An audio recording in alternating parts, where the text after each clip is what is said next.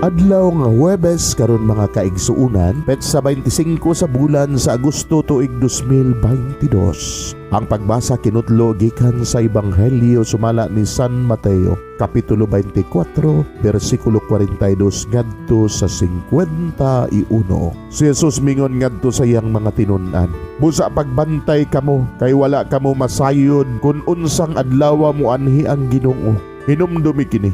Kung ang agalon sa panimalay, nasayod paunta, unsang taknaa sa gabi mo abot ang kawatan. Magtukaw gayud siya, og dili mo tugot nga ang kawatan mulungkab sa balay. Busa, kamo usab kinahanglan nga mag-andam kanunay, kay moabot ang anak sa tao sa takna nga wala magpaabot kaniya. Busa, kinsa man ang buutan og maalamon nga sulugoon, kadtong gipiyalan sa iyang agalon sa pagdumala sa ubang mga sulugoon aron paghatag kanilang pagkaon sa hustong panahon.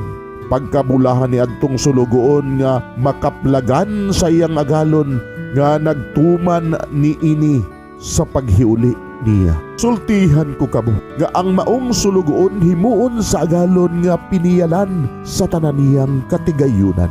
Apan kun dautan siya nga sulugoon, moingon siya sa iyang kaugalingon, dugay pang muuli ang akong agalon, og musugod siya pagpamunal sa iyang mga kaubang sulugoon og magpalabig kaon og inom uban sa mga palahubog.